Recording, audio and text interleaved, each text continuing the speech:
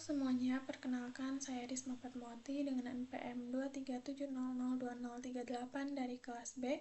Pada video kali ini saya akan menjelaskan mengenai rangkaian simulasi inverter multilevel, yaitu 7 level menggunakan topologi Cascade High-Bridge.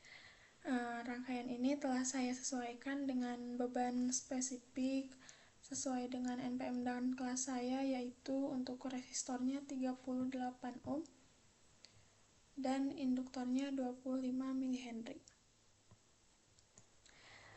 Oke, lanjut saja ke penjelasan rangkaiannya. Untuk yang pertama, di sini ada bagian kontrol dan modulasi. Nah, di bagian kontrol dan modulasi di sini ada sine wave yang berfungsi sebagai sinyal referensi. Jadi untuk modulasi di sini saya menggunakan frekuensi 50 Hz dengan amplitude yaitu 3. Lalu di sini ada 6 buah repeating sequence atau sinyal carrier. Jadi ini berfungsi untuk pembangkit sinyal segitiga karena di sini adalah inverter 7 level. Saya menggunakan 6 buah sinyal carrier yang disusun menggunakan teknik level shift PWM.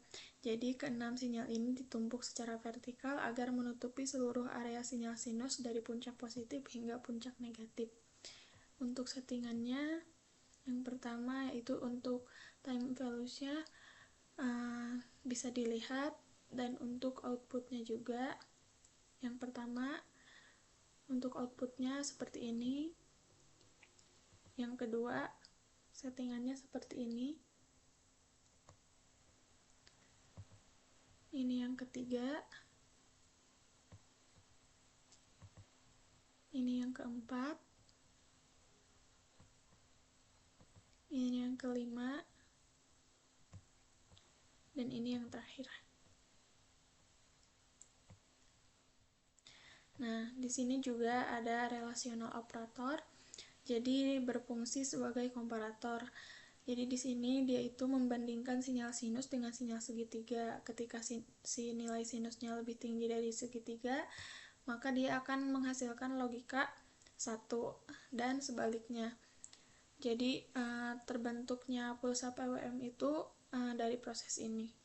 Lalu ada logika operator NOT. Di sini berfungsi lumayan krusial karena untuk menghasilkan sinyal komplement atau kebalikan. Jadi tujuannya agar dua IGBT dalam satu lengan, nah contohnya kayak ini, satu lengan itu segini, fungsinya jadi supaya mereka tuh gak menyala secara bersamaan yang bisa menyebabkan hubung singkat atau short circuit pada sumber DC. Nah, lalu di sini ada Goto dan Prom. Jadi blok ini berfungsi sebagai penghubung nirkabel antar blok agar rangkaian terlihat rapi dan mempermudah juga untuk kita memetakan sinyal ke setiap gate IGBT. Nah, lalu di sini ada DC pole source. Jadi di sini ada 3 buah. Ada 3 buah DC pole. Nah, jadi dalam topologi Cascade High-Bridge setiap sel itu memerlukan sumber DC masing-masing. Di sini saya memberikan tegangan yang sama, yaitu sebesar 120 volt. Jadi ketika semuanya digabung itu akan memiliki tegangan maksimum di 360 volt.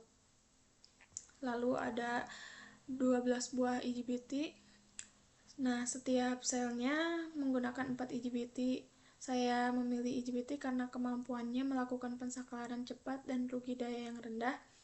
Dioda antiparalel di dalamnya juga berfungsi untuk mengalirkan arus balik dari beban induktif. Nah, terus di sini digunakan struktur Cascade High-Bridge. Jadi keunikannya di sini adalah ketiga modul High-Bridge dihubungkan secara seri.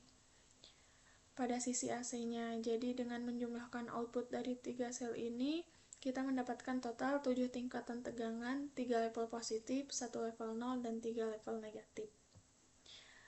Nah, di sini juga ada beban. Nah, untuk bebannya bisa dilihat di sini untuk resistornya bernilai 38 ohm dan induktornya 25 mH.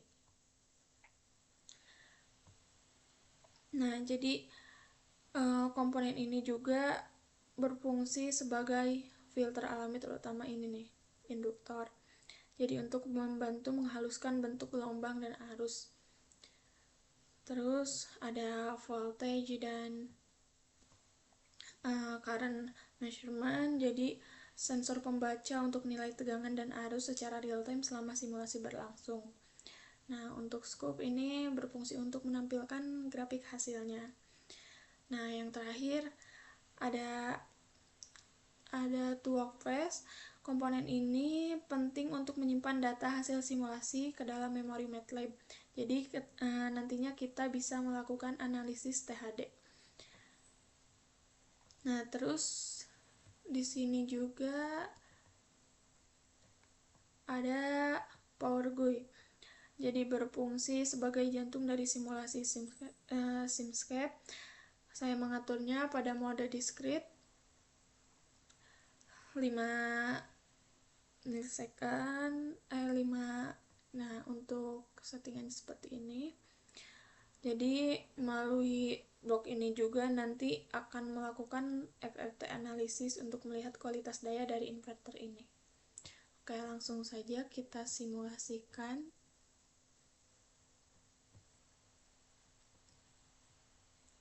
Sini saya menggunakan stop time-nya 0,1 supaya tidak terlalu berat. Nah, bisa kita lihat. Nah, untuk grafiknya sudah membentuk 7 level. Jadi di mana kita bisa melihat 7 level? Nah, di sini ada 1 level 0, 3 level negatif, dan 3 level positif. Di sini untuk tegangan puncaknya bisa dilihat sekitar 360 volt. Nah, terus ini untuk gelombang arusnya. Nah, si gelombang arus ini tuh belum terbentuk sinusoidal sempurna dikarenakan ini tuh terpengaruh oleh beban yang kita gunakan. Jika ingin lebih bagus, bisa disesuaikan lagi untuk nilai induktornya, karena induktor ini akan mempengaruhi kehalusan dari arusnya juga. Nah, untuk selanjutnya kita langsung lihat saja untuk FFT analisisnya. Kita masuk ke sini, lalu pilih FFT. Nah, untuk start time-nya kita setting di 0,04, number of cycle-nya 2. Untuk fundamental frekuensinya kita pakai 50 Hz. Nah, untuk maksimal frekuensinya udah 1000. Nah, kita langsung compute. Nah, bisa dilihat ini untuk hasilnya. Di sini terlihat nilai THD-nya yaitu 7,79% atau sekitar 7,8.